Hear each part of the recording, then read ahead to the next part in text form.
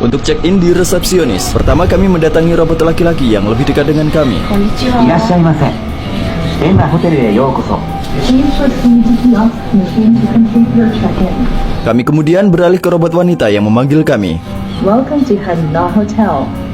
Please use the touch panel to select your language. Please scan your passport page with your picture on the device. Sesuai dengan instruksi robot, kami memindai paspor kami, menandatangani dokumen, lalu robot membungkuk dan mengarahkan kami ke mesin pembayaran setelah menyimpan semua informasi kami. Kami melakukan pembayaran melalui mesin ini secara otomatis, tidak ada manusia yang terlibat. Membungkuk untuk memberi salam, sangat umum dalam budaya Jepang. Setelah saling memberi hormat untuk terakhir kalinya, kami meninggalkan resepsi. Lihat, ada sesuatu di sana. いらっしゃいませ。ようこそお越しくださいました。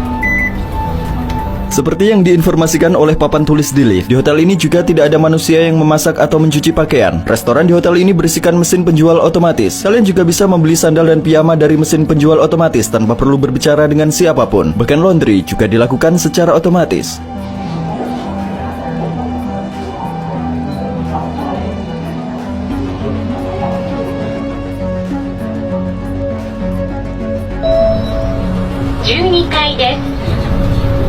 Pintu kamar dibuka dengan menggunakan pengenalan wajah. Televisi otomatis menyala saat kami memasuki ruangan. AC-nya juga hidup secara otomatis. Ada lemari, apa isinya?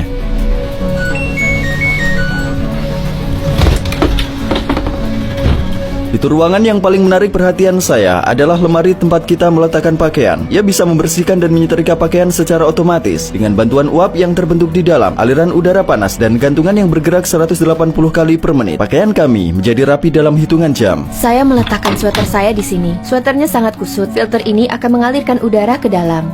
Kita lihat apakah sweater saya akan menjadi rapi besok pagi.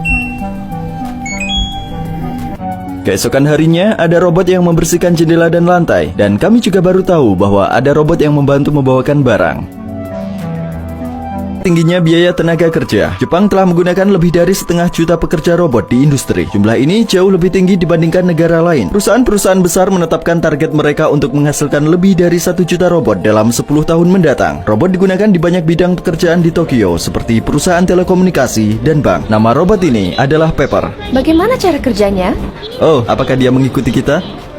Robot ini berperilaku dengan cara yang sama seperti orang yang berinteraksi dengannya. Jadi jika kalian mendekatinya dengan perasaan marah, ia akan merespon dengan kemarahan. Ketika bertemu dengan seseorang untuk pertama kalinya, ia menjadi malu dan merasa tidak nyaman. Tetapi setelah beberapa saat, perubahan emosinya bisa terlihat, membaik atau memburuk tergantung orang yang dihadapinya. Ketika manusia mencoba merancang masa depan kita, Jepang selalu menjadi pelopor. Jadi kami menghadiri pameran robotik di Tokyo untuk menunjukkan kepada kalian bagaimana robot akan mengambil alih pekerjaan sederhana.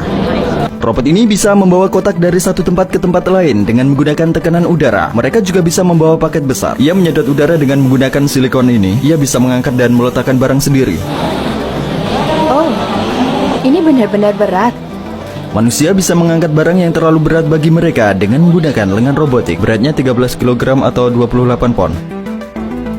Masih berbicara mengenai manfaat dari kekuatan robot, kita bisa lihat di sini, dia mengendalikan seluruh tubuh robotnya. Dia mengontrol lengan kiri robot dengan menggunakan lengan kirinya, dan lengan kanan robot dengan menggunakan lengan kanannya. Ada juga lengan robotik yang meletakkan tutup pada ban berjalan. Lengan robotik yang memiliki kemampuan yang lebih baik dan melakukan pekerjaan lebih cepat daripada manusia. Robot itu menempatkan semuanya dalam urutan yang sama.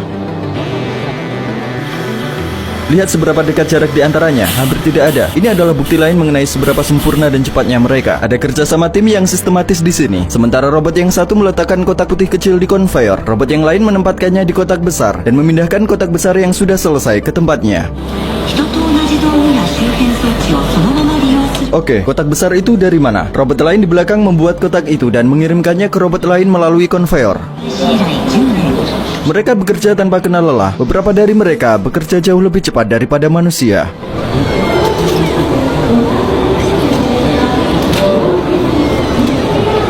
Genggamannya sangat kuat. Dan robot ini membawa sebuah jarum melewati celah dalam cincin dengan manuvernya yang sempurna. Sebuah pertunjukan yang menarik.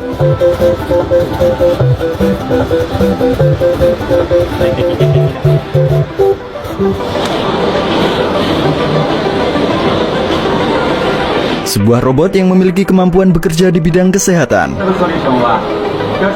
Demonstrasi di pameran ini menunjukkan kepada kita bahwa setiap pekerjaan sederhana yang dilakukan oleh manusia sebenarnya dapat dilakukan oleh robot juga. Di tengah jalan tentunya kami berhenti di sebuah kafe robot. Tidak ada pelayan manusia yang menyajikan kopi di sini. Semua pekerjaan dilakukan oleh robot.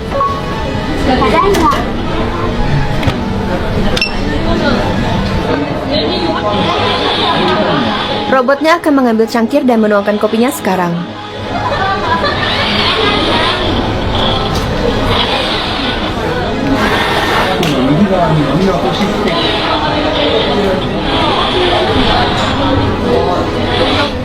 Ada juga anjing robotik di dekat kafe.